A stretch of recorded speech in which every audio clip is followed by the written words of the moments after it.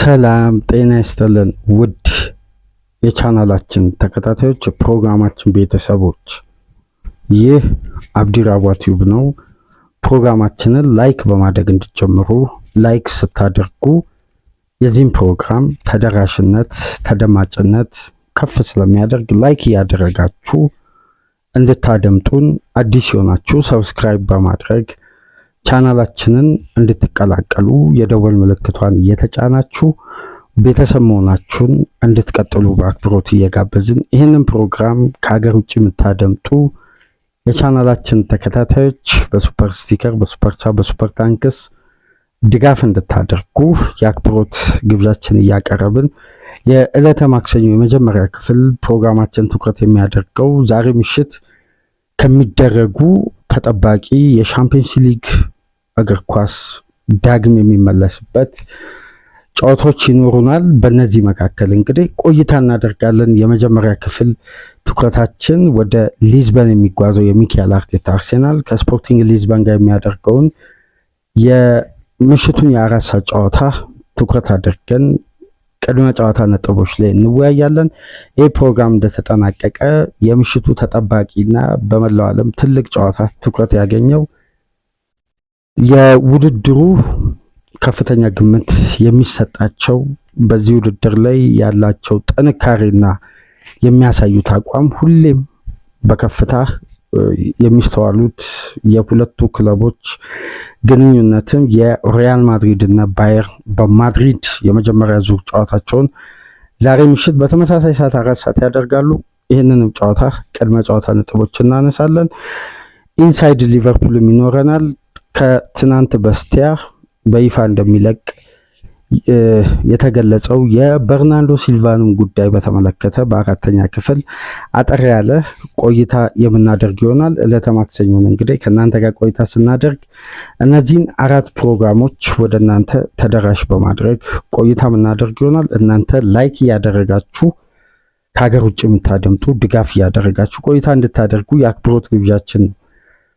የሚካኤል አርቴታ አርሴናል ከሁለት ተከታታይ በዘንድሮ የውድድር ዓመት ለመጀመሪያ ጊዜ ከሁለት ተከታታይ ጨዋታ ሽንፈት በተለያየ የካፕ ውድድሮች ላይ ባጋጠመው ሽንፈት በርካታ አስተያየቶች ከዚህ ጨዋታ በፊት እየተሰጡ ነው የሚገኙት። ከኢንተርናሽናል ብሬክ በፊት በካራቦ ካፕ ከማንቸስተር ሲቲ ጋር፣ ከኢንተርናሽናል ብሬክ መልስ ደግሞ በኤፍኤ ካፕ ከሳውዛምፕተን ጋር ያለፈው ቅዳሜ ሽንፈት ማስተናገዱን ተከትሎ ባክ ቱ ባክ ሽንፈት ማስተናገድ ከበስተጀርባው በርካታ ክፍተቶችን ያሳያል። ጥንካሬዎችን አንድ ቡድን ወደ ፋይናል ስቴጅ ወደ ድል ጉዞ እያደረገ የሚገኝ ቡድን ፋይናል ስቴጅ ላይ ሲደርስ መንጸባረቅ ያለበትን ባህሪ በሚጠበቅበት ጨዋታና ተጠባቂ ሆኖ ሳይኮሎጂካሊ የቡድኑን የዘንድሮ የውድድር ዓመት ውጤታማነትን የበለጠ ፑሽ የሚያደርጉ ትላልቅ አጋጣሚዎችን ባለመጠቀሙ ምክንያት ከበስተጀርባ ያሉትን ሜንታሊቲና የመጨረሻ ስቴጅ ላይ ሲደርስ የሚካኤል አርቴታ አርሴናልን ለማብጠልጠል የሚነሱ ሀሳቦችን እንግዲህ በልዩነት ለማጠናከር ለሚዲያው በር ከፍቷል። የሁለቱ ተከታታይ ጨዋታ ሽንፈት ነገር ግን የዩኤፋ ሻምፒየንስ ሊጉን ጨዋታ የዛሬ ምሽቱን የሚካኤል አርቴታ አርሴናል በምን አይነት መንገድ ነው የተዘጋጀው? በምሽቱስ ጨዋታ ምን አይነት ፈተና ይገጥመዋል? ምን አይነት ስጋቶች አሉ? የበለጠ ደግሞ አርሴናል በዚህ ጨዋታ ያለው ጠንካራ አድቫንቴጅን በዚህ ውድድር እያስተዋልን የመጣ ነው። በተከታታይ በሊግ ፌዝ ጨዋታ 100% ውጤታማ ሆኖ ወደዚህ ውድድር ያለፈ አዲሱ ፌዝ የውድድር ይዘት በዩኤፋ ሻምፒየንስ ሊግ ለአነስተኛ ደቂቃ ብቻ የተመራ ቡድን የበለጠ ጥንካሬው የሚስተዋልበት ዳይሬክሽን በርከት ብሎ የሚታይ በጨዋታዎች ላይ የሚሞከርበት የሙከራ መጠን፣ እነዛ ሙከራዎች ወደ ግብ የመቀየር ቻንሳቸው አርሴናል እንደ ቡድን በራሱ የመጫወቻ ክልል ተጋጣሚ በማጥቃቱ እንቅስቃሴ ላይ የሚፈጥራቸው እድሎችና ደቂቃዎችን ስንመለከት ይሄ ቡድን በዚህ ጥንካሬው ላይ የመዝለቅ አቅሙ አሁንም ቢሆን ከፍተኛ ነው። በርካታ ጉዳዮች ከበስተጀርባ በሚዲያው በኩል ይሄ ቅድመ ግምት ቢሰጡ ያልተስተዋሉ ነገር ግን በግምቶች ወይም በተመዘገቡ ውጤቶች ላይ መሰረት ተደርጎ የሚነሱ የጨዋታ ስታይሎችም የሜንታሊቲ ጉዳይም እንዳለ ሆኖ ግን አሁንም የሚካኤል አርቴታ አርሴናል በተመሳሳይ ጥንካሬ ላይ ሊዘልቅ የሚችል እድሎቹ ከፍተኛ እንደሆኑና የሚነሱ ጥያቄዎች እንግዲህ በውድድሩ ዓመት መጠናቀቂያ አካባቢ የቡድን ባላንስን የቡድን ሜንታሊቲን በተወሰነ መልኩ ክለቡን ጫና ውስጥ ለመክተት የሚደረግም ስትራቴጂካል የሚዲያ ዘመቻም እንዳለ በግልጽ እየተመለከትን ነው። ነገር ግን ከዚህ እውነታ ጀርባ ደግሞ አንዳንድ ሊነገሩ የሚገቡ ተመሳሳይነት ባህሪና ቶሎ ምላሽ ለመስጠት ሂደቶችን በተወሰነ መንገድ ወደኋላ ያዝ የሚያደርጉም ተጨማሪ ሌሎች ነጥቦችም አሉ። እነዚህን አጠቃለም በዚህ ፕሮግራም እንመለከት ይሆናል። በዋነኝነት ግን መጀመሪያ በስክሪናችን ላይ የምትመለከቷቸው ጋዜጦች በአጠቃላይ ለዛሬ እትም ሌሊት ላይ ይፋ የሆኑ ጋዜጦች ላይ ያገኘናቸው ወሳኝ ነጥቦች ስላሉ በነዛ እስቲ ሐሳቦችን መወያየትን ጀምር። በተለይ የእንግሊዝ ተነባቢ ጋዜጦች የዛሬ ትኩረታቸው በአብዛኛው ሁሉ ማለት ይቻላል የአርሴናልን ጉዳይ በተመለከተ ነው። ዴሊ ቴሌግራፍ በፊት ገጹ ላይ የእግር ኳሱ ገጽ ላይ በዋነኝነት ትኩረት ያደረገው በሚዲያውም በኩል መነጋገሪያ አርዕስት የፈጠረው የሚካኤል አርቴታ አዲሱ የድሪል ሲስተም ለተጫዋቾች የተሰጠው አዲሱ ሚሽን ከሳይኮሎጂ ጋር በተያያዘ ሊሆን ይችላል፣ ከተለያዩ ጉዳዮች ጋር ሊያያዝ ይችላል። ነገር ግን ህብረትን፣ አንድነትን ምላሽ ለመስጠት ድንጋጤ ውስጥ አለመግባትና የበለጠ በአደጋ ሰዓት የበለጠ እንደነዚህ አይነት ውጥረቶች ከሚዲያም ከውስጥም ከውጭም ጫናዎች ሲበዙ አንድነትን፣ ትስስርን ይዞ መዝለቅ ቁልፍ እንደሆነ የሚያሳይ የስልጠና ዘዴ በትሬኒንግ ግራውንድ ላይ ተጫዋቾች እየፈጸሙ እንደነበር እንግዲህ የስካይ ስፖርት ቪዲዮ ከተለቀቀበት ሰዓት አንስቶ መነጋገሪያ አርዕስት ሆኖ ዛሬ የእንግሊዝ ጋዜጦች ዋነኛ ትኩረት ሆኗል እና አርቴታም በጋዜጣዊ መግለጫ ዊ ዊል ናት ፓኒክ የሚለው ቃልን በመጠቀም እቺን ንግግር እንግዲህ አርቴታ ምላሽ የሰጠው ለሌላኛው የሚዲያ ባለሙያ ነው እና ይሄ ጋዜጣ አንደኛው ትኩረት እንደምትመለከቱት የዴሊ ቴሌግራፍ የአርሴናልን ድሪል ሲስተም ነው። በተጨማሪም እነ ስታር ስፖርትን በተመሳሳይ የለንደኑ ትልቁ ጋዜጣ ዘ ታይምስም ከአርቴታ አስተያየትና ከድሪል ሲስተሙ ጋር በተያያዘ ነው አስተያየቶችን ትንተናዎችን እየሰጡ የሚገኙት። ሁሉንም ጋዜጦች እስቲ እናንተ በስክሪናችን ላይ ተመልከቱ። ሀሳቦችን ከውስጥ ያለውን ጭብጥና እዚህ ጋር ደግሞ መነጋገር ያለብን ተጨማሪ ነጥቦችን እናነሳለን ከነዚህ ጋዜጦች መነሻ በማድረግ ዘሳንም ይሄን የአርሴናል የትሬኒንግ ሲስተምን ሁሉም ጋዜጦች እንግዲህ ትኩረት ያደረጉት አርሴናል ለዛሬ ምሽቱ ጨዋታ ጉዞ ከማድረጉ በፊት የነበረው የመጨረሻ ፕሪፓሬሽን ላይ ያሳየው የስልጠናን ሂደት መነሻ አድርጓል። ነገር ግን ይሄ አርቴታ በተለየ ሁኔታ በትሬኒንግ ግራውንድ አዳዲስ ያልተለመዱ ጉዳዮችን መሞከር በአርሴናል ቤት አዲስ አይደለም። ወይም ይሄ የስልጠና ሂደት ባልተለመደ መልኩ አንድ ክለብ ላይ ሲስተዋል እዛ ቡድን ውስጥ የቡድኑ ዋና አሰልጣኝ ማግኘት የፈለገው ቅመም አለ፣ ማሳደግ የፈለገው ብቃት አለ። ከተለያዩ ስፖርታዊ ክንውኖች የሚያመጣቸው ሀሳቦች ግን መጀመሪያ ሊደነቅ ይገባል። መጀመሪያ ለምን እግር ኳስ ነፃ የሀሳቦች ልዩነት ያለበት መድረክ ስለሆነ ከምንም አይነት ሀሳብ ነፃ የሆነ በሚታይ እውነታ ላይ ሁኔታዎች የሚገለጹበት ነው። በእነዚህ አይነት ጉዳዮች ውስጥ አሁን የአርቴታ ቡድን ከዚህ በፊት ታስታውሱ እንደሆነ ኦል ኦር ነቲንግ ዶኩመንታሪው እንደተለቀቀ የመጀመሪያው አብዛኛውን የእግር ኳስ ቤተሰብ የሚዲያ ባለሙያዎችን ያነጋገረው የአንፊልድን ድምፅ ከፍተኛ ቮሊዩም ያለውን የአንፊልድን ድምፅ የተጫዋቾችን የትልቅ ጨዋታ ኮንሰንትሬሽን እና የሜዳ ውስጥ ጩኸትን የመቋቋም አቅምን ለመገንባት የአንፊልድን ድምፅ በመጠቀም ትሬኒንግ ላይ ተጫዋቾች ጌም ኮንሰንትሬሽናቸውን ከፍ ለማድረግ የተጠቀመው የድሪል ሲስተም ይህ አሁን አስደናቂ ነው አንዱ እና ተጫዋቾች የበለጠ ከፕሪሚየር ሊግ ተጋጣሚዎች ከፍተኛ ድምፅ የሚወጣበትን ስቴዲየም ሃንድል ማድረግ ከቻሉ ጫና መቋቋም ከቻሉ ትላልቅ ስቴዲየሞች ላይ ቢጓዙ በዛው ኮንሰንትሬሽን ጌሙን በአስተማማኝ ሁኔታ መፈጸም ይችላሉ በሚል እምነት ይህን ስልጠና ሲሰጥ ነበር። እንግዲህ አርሴናል በትላልቅ ስቴዲየሞች የሳንቲያጎ በርናባዮ ውጤት ጨምሮ ሲያስመዘግብ የእንደነዚህ አይነት ትሬኒንጎች ድምር ውጤት መሆኑን እንገነዘባለን።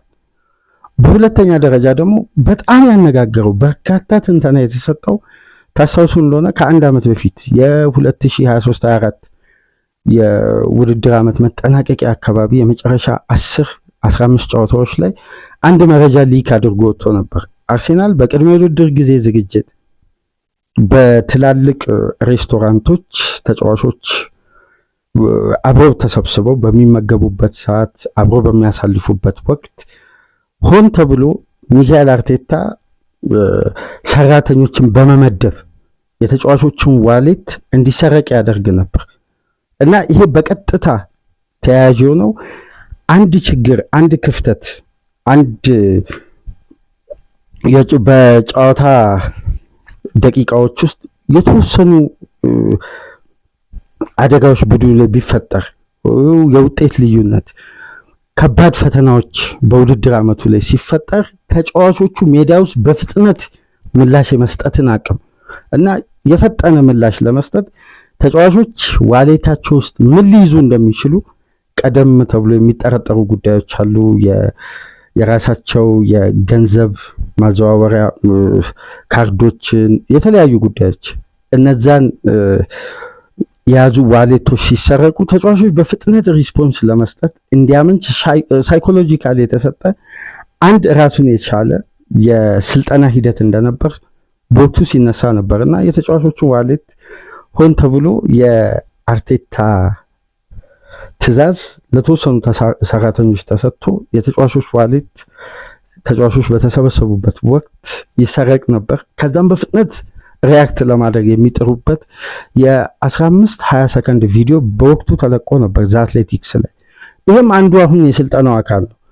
ሶስተኛው የምናስታውሰው ደግሞ ከቤዝቦል የተወሰደው የአርሴናል አግሬሲቭ ምላሽ የመስጠትና ታስታውሱ እንደሆነ በዋትስአፕ ግሩፕ ኦፊሻል የክለቦች ፔጅ ላይ ውዝግብ ተፈጥሮ ነበር። አንድ የቤዝቦል ቡድን አላግባብ የቲሜን የስልጠና ሂደት አርሴናል ኤክስፒሪየንስ ለማድረግ ያለኔ ፍቃድ እየተከታተለ ነው የሚል ቅሬታ ጭምር አቅርቦ ነበር በወቅቱ ታስታውሱ እንደሆነ። ይህም አንዱ የስልጠና ሂደት ነው። አሁን አዲስ አነጋጋሪ ጉዳይ ነው የመጣው ደግሞ የተጫዋቾች የትናንትናው ድሪል ነው። በጭንቅላታቸው አብረው ተያይዘው ኳስን እንዳትነጥር ሳይለቁ ኮንሰንትሬት አድርገው ከአንደኛው የሜዳ ክፍል ወደ ሌላኛው የሜዳ ክፍል የሚጓዙበት ፔንስን ይዘው የሚሄዱበትን መንገድ በስልጠና መልክ እየተሰጠ ነበር። ይሄ እንግዲህ ዩኒቲና ሜንታሊቲን አብሮ ያቀላቀለ እንደሆነ ከስልጠናው መረዳት እንችላለን። ምክንያቱም ሁለት ተከታታይ ጨዋታ በውድድር ዓመቱ ማብቂያ መቃረቢያው ጊዜ በአእምሯዊ ጥንካሬ በኩል አርሴናል ሊፈተን ይችላል ብለው ሚዲያው በከፍተኛ ሁኔታ ጥያቄዎችን ሲያስነሳ እንደነዚህ አይነት የሜንታሊቲ ስፖርቶችን ማብዛቱ እንግዲህ የበለጠ እግር ኳስ ውስጥ አዳዲስ ኤክስፒሪየንሶች በዘመናዊ እግር ኳስ እየተመለከትን ነውና ይሄ በአርሴናል ወጣት አሰልጣኝ አርቴታ በኩል ሊደነቅ የሚገባ ነው። ተጫዋቾችን ለማነቃቃት፣ ህብረትን ለመመለስ፣ ይሄ መበታተንን ሜዳ ውስጥ አንዳንድ ጉዳዮች ቢፈጠሩ የበለጠ ምላሽ ለመስጠት የጌም ኮንሰንትሬሽን እንዲያድግና ህብረትን የበለጠ ትኩረት ያደረገ ይመስላል የስልጠናው ሂደትና ይሄ አስደናቂ ነው። እንግዲህ እግር ኳስ ውስጥ በተለይ ዘመናዊ እግር ኳስ ውስጥ በርካታ የስልጠና ሂደት እንመለከታለን። አርቴታ ደግሞ ይዞ የሚመጣው የራሱ የስልጠና ሂደት ደግሞ በጣም የሚያስደንቅ ነው። ነገር ግን የአርቴታ አስተያየት ዊ ዊል ናት ፓኒክ እያላት የሰጣት ቃልን በቀጥታ ታስታውሱ እንደሆነ አርሴናል ቅዳሜ ምሽት ከሳውዛምፕተን ጋር 2-1 ከተሸነፈ በኋላ በኤፍኤ ካፕ ጨዋታ የቶክ ስፖርት እንግዲህ በዘንድሮ የውድድር ዓመት ከቶክ ስፖርት የሚነሱ ሐሳቦች በቀጥታ በሚዲያው በትላልቅ ሚዲያ ቶክ ስፖርት ራሱን የቻለ ትልቅ ሚዲያ ነው። የቢቢሲ 5 የጨዋታ ስርጭት ነው። በጣም መነጋገሪያ ርዕሶች አሉ። በከፍተኛ ሁኔታ ሐሳቦች በነፃነት ነው የሚሰነዘሩት።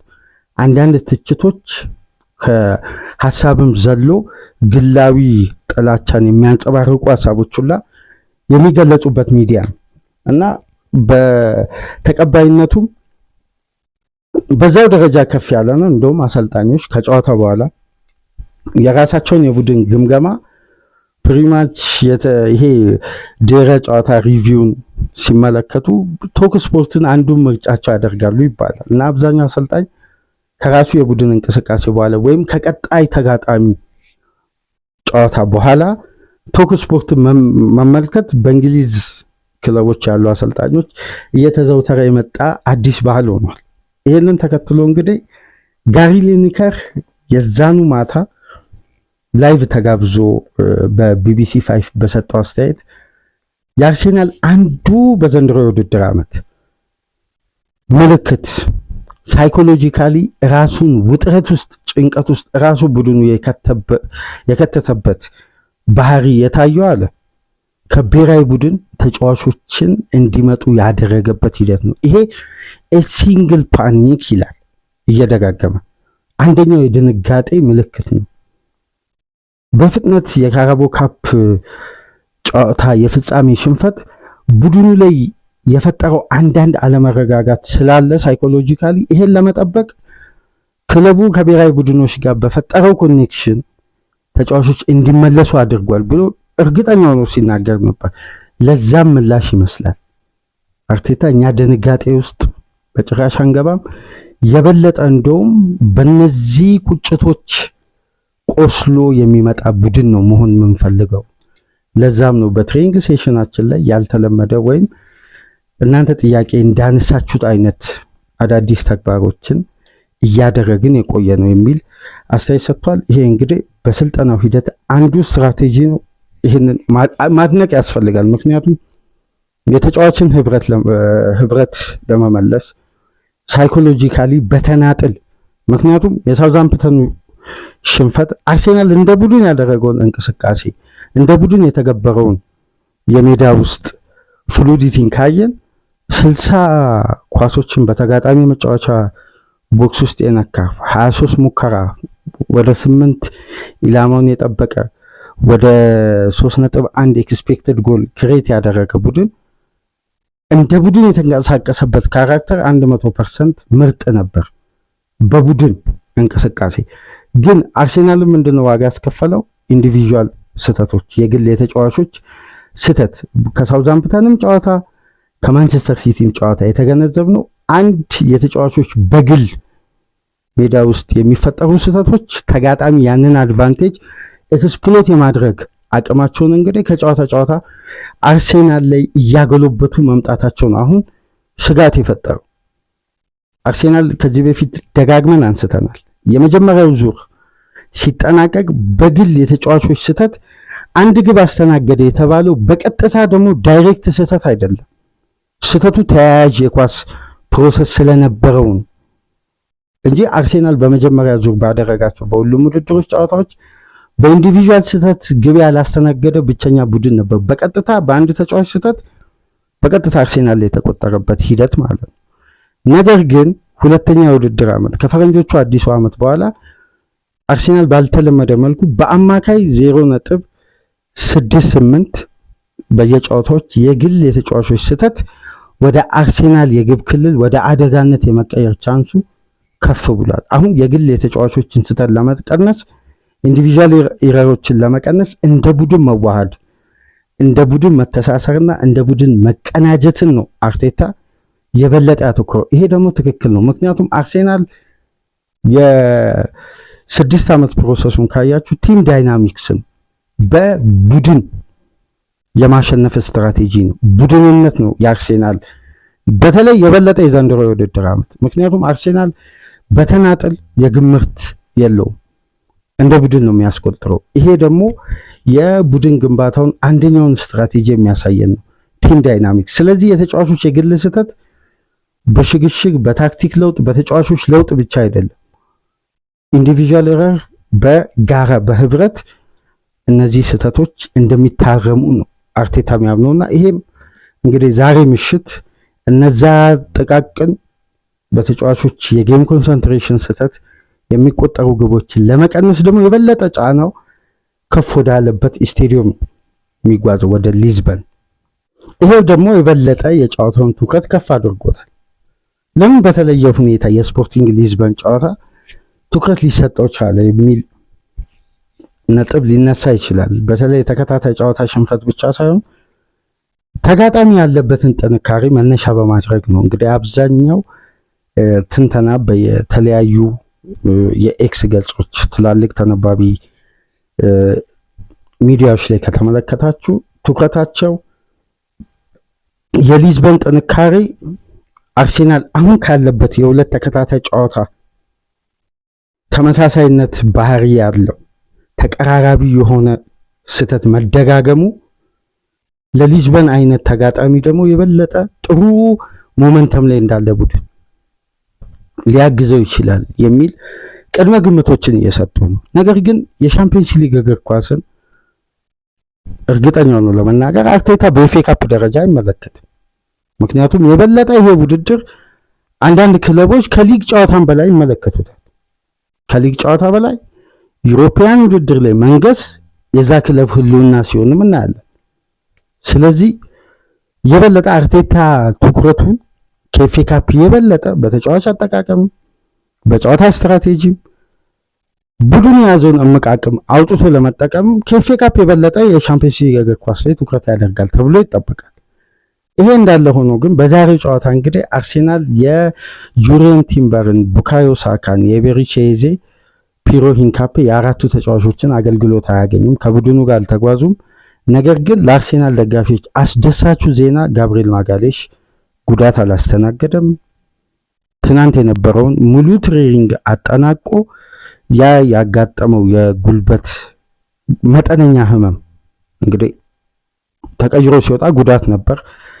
የምርመራ ውጤት ያሳየው ደግሞ ማይነር ኢንጁሪ ነበር። በቀላሉ የተሰማው ህመም መቀረፍ ችሎ ተጫዋቹ በፍጥነት ሪከቨር አድርጎ ሙሉ ትሬኒንጉን ትናንትና ማጠናቀቅ ችሏል። በተመሳሳይ ደግሞ ደክላን ራይስ ወደ ሙሉ በሙሉ ፊት መሆኑ ከቡድኑ ጋር መጓዝ ችሏል። በተጨማሪም ሊያንድሮ ትሮሳርድ፣ እነዚህ ሶስት ተጫዋቾች እንግዲህ ዛሬ ምሽት በቋሚነት ለአርሴናል አገልግሎት ይሰጣሉ ተብሎ ይጠበቃል። የተቀሩ ተጫዋቾች እነዛ አራት የቡድኑ ወሳኝ ቁልፍ ተጫዋቾች ቀኝ ፉልባክ ጁሪየን ቲምበር፣ የግራ ክንፉ ሱፐርስታር በዘንድሮ የውድድር ዓመት አላግባብ በአርሴናል ደጋፊዎችም በሚዲያውም የሚጠለጠለው የክለቡ ሱፐርስታር በበርካታ ውጣ ውረድ ውስጥ ቡድኑን በጀርባው ተሸክሞ እዚህ ደረጃ ያደረሰው ቡካዮ ሳካ እና ኤቤሪቺ ኤዜ በቀጣይ ሳምንት ለሚኖረው የበርንማውስ ጨዋታ የበለጠ ፊት ሆኖ ዝግጁ ሆኖ ይቀርባሉ የሚል ተስፋ አለ። በዛም ደረጃ እንግዲህ ተጫዋቾች በቀጣይ ቀናት የሚያገኙት የሪከቨሪ ጊዜ እነዚህን ሶስት ተጫዋቾች አርሴናል እንደ ቡድን እንዲያገኛቸው ይጠቅማል ተብሎ እየተወሰደ ነው የሚገኘው። አሁን ቀጣይ ቀናትን የበለጠ ሪከቨር ለማድረግ ቅድመ ጥንቃቄውንም ከፍ ለማድረግ የተወሰነ ውሳኔ ይመስላል። ምክንያቱም ኢዜ ወደ ትሬኒንግ መመለሱን በትላልቅ ሚዲያዎች ላይ ተመልክተናል፣ ቪዲዮዎችንም አይተናል። ነገር ግን አርቴታ ሪስክ መውሰድ አልፈለገም። የጤና ባለሙያዎችንም ሪፖርት ተመልክቶ የወሰነ ይመስለኛል። በተመሳሳይ የሳካንም የቲምበርም። ነገር ግን ቀጣይ ለቦርንማውዝ ፍልሚያ ይዘጋጃሉ ተብሎ ይጠበቃል። እስቲ ወደ ጨዋታው ነጥብ እንምጣ። ለምንድን ነው ሊዝበንን ካለፉት ጊዜያት ለምሳሌ እኮ የሚካኤል አርቴታ አርሴናል አምና እዚህ ስቴዲየም ላይ መጥቶ 5 ግብ አስቆጥሯል። 5 ያውም ከአነስተኛ ኤክስጂ 5-1 አሸንፏል። አርሴናል ያለው ጥንካሬ ይታወቃል። በዘንድሮ የውድድር ዓመት የሰሞነኛ ብቃት ወይም ያለፉት ሁለት ጨዋታ ጉዳይ የበለጠ ትኩረት ተሰጥቶት እንጂ አርሴናል እንደ ቡድን ይዞት የመጣው ካራክተር በዘንድሮ የውድድር ዓመት የትኛውም ቡድን ኮንሲስታንሲ አላሳየም እንደ አርሴናል ከፍ ያለ ኮንሲስታንሲ።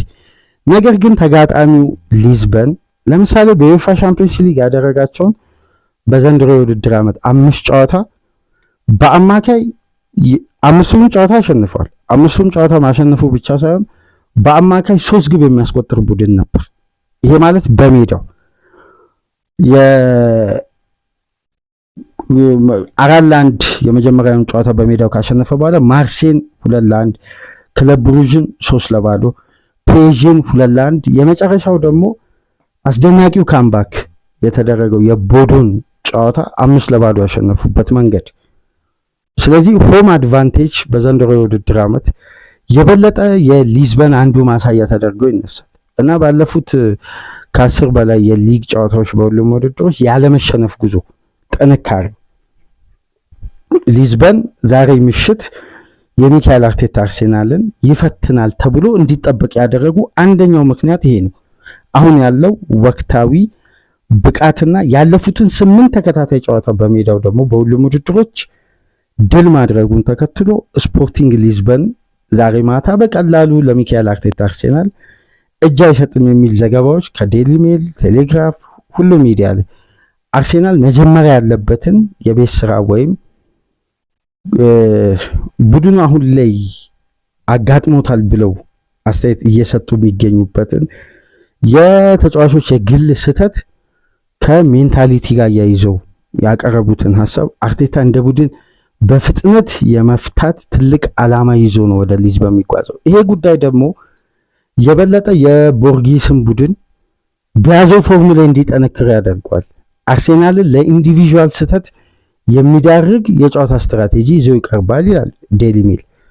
ነገር ግን አንዳንድ እውነታዎችን እስቲ እንመልከት። በተለይ በቁጥሮች የታገዙ ወቅታዊ እውነታዎች የበለጠ የአንድን ቡድን ጥንካሬ ይገልጻል ተብሎ ስለሚጠበቅ እና አርሴናል በተጋጣሚ በዘንድሮ የውድድር ዓመት ክሬት የተደረገበት ኤክስፔክትድ ጎል በጣም አነስተኛ ነው። በአምስቱም ትላልቅ ሊግ ካሉ ክለቦች በዩኤፋ ሻምፒየንስ ሊግ ካጋጠሟቸው ከተጋጣሚ የማጥቃት እንቅስቃሴ አርሴናል 7.6 ነው። ከአነስተኛ ኤክስፔክትድ ግብ ኮንሲድ የማድረግ ግብ የሆነ ኳስ የመቆጠር ቻንሱ በጣም የተቃረበ አርሴናል በዘንድሮ የውድድር ዓመት በዩኤፋ ሻምፒየንስ ሊግ ባደረጋቸው ጨዋታዎች ከተከታዩ ክለብ በ7.6 ልዩነት አለው የኤክስፔክትድ ግብ ማለት። ይሄ ደግሞ አንደኛውን ጥንካሬ ደግሞ እዚህ ጋር እንመልከት። ዴቪድ ራያ በዩኤፋ ሻምፒየንስ ሊግ ከተጠናቀቀው የውድድር ዓመት አንስቶ ሙከራዎችን የመመለስ ጥንካሬው ደግሞ በአምስቱ ትላልቅ ሊግ እስካሁን ድረስ በተመሳሳይ ኮንሲስታንሲና በላቀ ደረጃ በዘንድሮ የውድድር ዓመት ደግሞ ከአምናው ተሻሽሎ የቀረበበት ዓመት ነው። ስለዚህ አርሴናል በጨዋታ በአማካይ 0.5 ኤክስፔክትድ ግብ ነው ኮንሲድ የሚያደርገው። ይሄ ደግሞ በዚህ ውድድር ላይ ከአርሴናል ቀጥሎ ሁለተኛ ግምት ያገኙ የሻምፒየንስ ሊግ ክለቦችን ኤክስፔክትድ ጎልን ኮንሲድ የማድረግ ከተጋጣሚ ቻንሶችን ክሬት የሚደረግባቸውን አቅም ከተመለከታችሁ በጣም ሰፊ ልዩነት አለ። ለምሳሌ ፒኤስጂ፣ ባየር ሙኒክን፣ ሪያል ማድሪድን ብትወስዱ እነዚህ 3 ክለቦች ከ1.9 በላይ በአማካይ ኤክስፔክትድ ጎል ክሬት ይደረግባቸው። ስለዚህ አርቴታ ባለው ጥንካሬ ላይ የግብ ጠባቂውን ጥንካሬ ያግዘዋል ማለት የተከላካይ ክፍሉ ጥንካሬ እንዳለ ሆኖ በአማካይ ከየትኛውም ተጋጣሚ በላይ አነስተኛ ሙከራ የሚደረግበት ቡድን አርሴናል ነው። 10 ከ10ሩ ኢላማቸውን የመጠበቅ ቻንሳቸው እንኳን 2.8 ነው። ለምሳሌ ባየር ሙኒክን ብትወስዱ 15 ሙከራዎች ሊያስተናግድ ይችላል ኤክስፔክት የሚደረግ ማለት ነው። ከነዛ ውስጥ 7ቱ ኢላማቸውን ሊጠብቁ ይችላሉ። ወደ ግብ የመቀየራቸው ቻንስ በዛው ደረጃ ከፍ ይላል። ስለዚህ ግራፉ እንደሚያሳየው ከሆነ አርሴናል ለሙከራ እንኳን ተጋላጭ የሚሆንበት የጥራት ያለው እድል ቡድኑ ላይ የመፈጠር ቻንሱ እንኳን ከደቂቃዎች ከጨዋታ እያነሰ ነው የመጣው እንጂ ከፍ እያለ አልመጣም።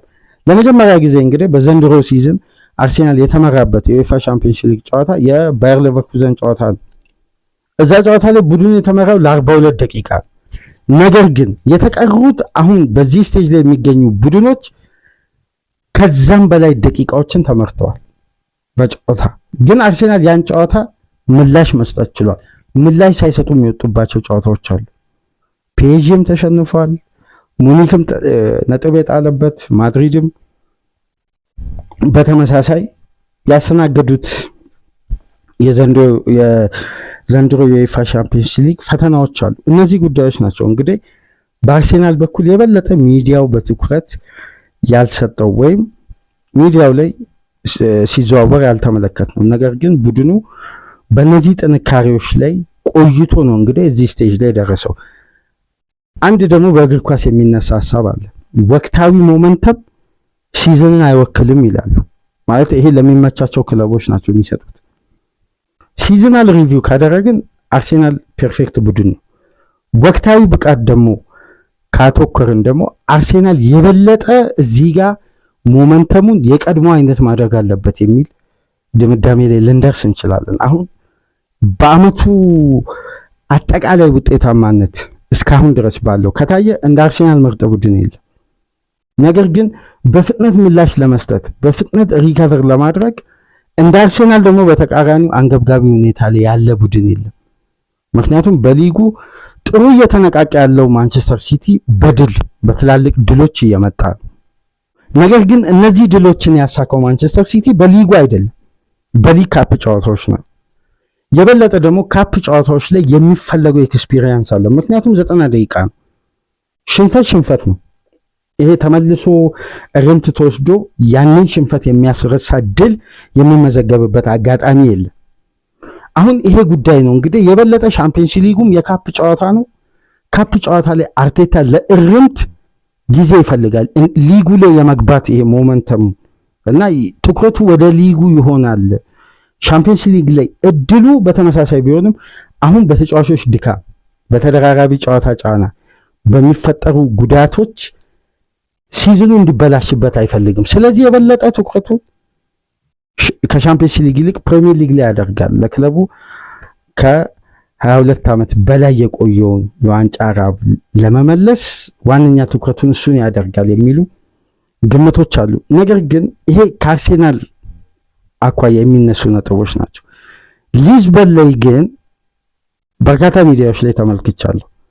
የተመለከትኩት ትልቁ ሀሳብ ግን የሉዊስ ሱዋሬስ በ43 ጨዋታ 33 ግብ ያስቆጠረው 7 አሲስት ያደረገው ኮሎምቢያዊው የ27 ዓመት አጥቂ ከአልሜራ የፈረመው ተክለሰውነቱ፣ ፍጥነቱ፣ ጉልበቱ፣ ፕራይም ታይም ላይ መገኘቱ የዛሬው የአርሴናል የፊት መስመር ተጫዋች ቪክተር ዮኬሬስን የቀድሞ ክለቡ በከፍተኛ ሁኔታ ይሄ ቂም እንደመያዝ ምክንያቱም ድርድሮቹ የነበሩበት ውስብስብነትን የድርድሩ አሰልችነትን የምናስታውሰው ባለፈው ሳመር እና ለነዛ ጉዳዮች እንግዲህ ቡድናችንን ጥሎ ሄዷል የሚል ደጋፊዎች ውስጥ ከፍተኛ ቅሬታ ነበር። ያንን ቅሬታ ሁሉ ያስረሳ አጥቂ ነው እየተባለ ነው ስለ ሉዊስ ሱዋሬስ። ይሄ ተጫዋች በእርግጥ ያለው ፍጥነት፣ ፔስ፣ ጉልበቱ ምናምን ሲታይ ይሄ የእንግሊዝ እግር ኳስ የሚፈልገው አይነት ከተክለሰውነቱ፣ ከፍጥነቱ፣ በተለይ ደግሞ ቦክስ ውስጥ የሚገኝበት ቦታ ለተጋጣሚ ማርኪንግ የማይመች ተጫዋች መሆኑ። ነገር ግን አብዛኛው ሚዲያ ላይ ተመልክቼ ትኩረት ያላገኘ ነገር ግን ዛሬ ማታ እስቲ አድማጮች ይህንን ጉዳይ በልዩነት ከሊዝበን እንድትመለከቱ ምጋብዛችሁ የአርሰናል ደጋፊዎችም ይህን ፕሮግራም የምታደምጡ የእግር ኳስ ቤተሰብ የሉዊስ ሱዋሬዝ አደጋ መፍጠር ዋና ከበስተጀርባ ያለ ቁልፍ ተጫዋቾች ሁለት ናቸው። በመጀመሪያ ደረጃ እዚህ ጋር ያንን ሐሳብ አንዴ ላቆየውና ሆለመንድ ዛሬ ምሽት አይገባም። የሊዝበኑ አምበል የቡድኑ የጀርባ አጥንት ሩበን አሞሪም በማንቸስተር ሲፈልጉት የነበረው አማካይ ዛሬ ምሽት የለም በቅጣት ምክንያት። ይሄ ለአርሰናል ትልቅ አድቫንቴጅ ነው። በሱ ቦታ የበለጠ ወደኋላ እንዲመለስ ተደርጎ የሚጫወተው ዛሬ ምሽት ጨዋታ ቋሚ ሆኖ ከተሰለፈ እዛ ፖዚሽን ላይ ምናልባት በግምት አስተላለፍ ላይ ስለተመለከቱ ስለ ፔድሮ ጎንካልቬዝ የሚባል በርናንዶ ሲልቫን ለመተካት ፔፕ ጋርዲዮላ የመጀመሪያ ምርጫ ያደረገው ምርጥ ፖርቹጋላዊ አርቲስት አለ በጣም ቴክኒካሊ ኳስን የሚችል። እንደውም የምታስታውሱ ከሆነ አርሴናል ላይ ያኔ አርሴናልን ከዩኤፋ ኤሮፓ ሊግ ሊዝበን ከውድድር ውጭ ሲያደርግ አርሴናል ኤሚሬትስ ላይ ግቧን ያስቆጠረው ተጫዋች ማለት ነው። ቴክኒካሊ በጣም ኬፐብል ነው። አማካይ ክፍል ላይ ያሉት እይታዎችና የበለጠ ደግሞ ፋይናል ሰርድ ከቶቶን ጋር የፈጠሩት ጥምረት እንዲሁም የቼልሲ ንብረት የሆነው ጆቫኒ ኩዌንዳ አለ በግራ ፉልባክ በዊንግ ባክ በኩል የሚጫወት ጆቫኒ ኩዌንዳን እንግዲህ ታውቁታላችሁ። ለቼልሲ ፈርሞ ቀጣይ የውድድር ዓመት ለመቀላቀል ቀደም ብሎ በዛ ባለፈው ሳመር ለቼልሲ መፈረም የቻለው የዊንግ ባክ ተጫዋች ነው። የበለጠ ኦፌንሲቭ ነው። ከነሱ ጋር ያለው ሊንካፕ አስደናቂ ነው። ግን ዋነኛው የቡድኑ የማጥቃት ሶርስ የሆነው ትሪንካዎ ነው። የቀድሞ የወልቭስ ተጫዋች የባርሳ አካዳሚ ውጤት የሆነው በባርሳ ንብረትነት ረጅም ዓመት የቆየ በፖርቱጋል ብሔራዊ ቡድን ዓለም ዋንጫ ተጓዥ ስብስብ ውስጥ ከወዲሁ ቡክ አድርጓል የሚባልለት በጣም በቴክኒክ አቅሙ በዚህ ቻናል ምናልባት ይሄ ስም አዲስ ላይሆንላችሁ ይችላል። በዋና አዘጋጁ በአባ አማካኝነት ስለ ትሪንካዎ ከዓመት በፊት ደጋግሞ ያነሳ ነበር ከዓመት በፊት እና የነዚህ ተጫዋቾች የሁለቱ ፖርቱጋላውያን አደጋ የመፍጠርን አቅም አርሴናል ከገደበ ስለ ሉዊስ ሱዋሬዝ የተነሱ ሐሳቦች ሁሉ በሜዳ ላይ ላናያቸው እንችላለን። ዋናው ምርት ያለው እዚህ ጋር ነው። ሁለቱ ተጫዋቾች በበለጠ ደግሞ ትሪንካዎ ለምን ትኩረት እንዳልተሰጠ አልገባኝም። ግን ይሄ ተጫዋች በፖርቱጋል ሊግ በዘንድሮ የውድድር ዓመት ከፍተኛ ቻንስ ክሬት ያደረገ ቢግ ቻንስ ክሬት ያደረገ አሲስት ያደረገ ፋይናል ሰርድ ያለቀላቸውን ኳሶችን ወደ ግብ የቀረቡ ኳሶችን በመስጠትና በስሩ ፓስ በእነዚህ ሁሉ ቁጥሮች አንደኛ ነው። ትሪንካዎ የሚባል የስፖርቲንግ ሊዝበን የፋይናል ሰርድ ተጫዋች ነው። ይህን ተጫዋች አርሴናል የበለጠ በራይስ እይታ ውስጥ ካስገባ ሉዊስ ሱዋሬዝ አደጋ የመፍጠር አቅሙ በጣም በአብዛኛው ፐርሰንት ይቀንሳልና የቦዶ ጨዋታ የምታስታውሱ ከሆነ ስፖርቲንግ ሊዝበን ሲያልፍ በጊዜ የተደረገ ጨዋታ 2 ሰዓት ተኩል 2 ሰዓት ከ45 የተደረገ ጨዋታ ነበር። የማየት አጋጣሚው ነበር እና 5-0 ሲያሸንፉ በጨዋታው ላይ ከተፈጠሩ ቻንሶች ውስጥ 75% ክሬት የተደረገው በትሪንካዎ አማካኝነት ነው። ግብም አስቆጥሯል፣ አሲስትም አድርጓል፣ በርካታ ቢግ ቻንሶችን ፈጥሯል በጨዋታው። ስለዚህ ይሄ ተጫዋች ነው የሊዝበን የልብ ምት ግብ ለማስቆጠር። አርቴታ ደግሞ ማርኪንግ ስትራቴጂው ሁሌም የሚደነቅ ዩኒክ ተጫዋች በተቃራኒ ቡድን ሲጠበቅ ከጨዋታ ማጥፋት ይችልበታል። ይህንን ቴክኒክ ዛሬ ማታ ከአርቴታ ይጠበቃል።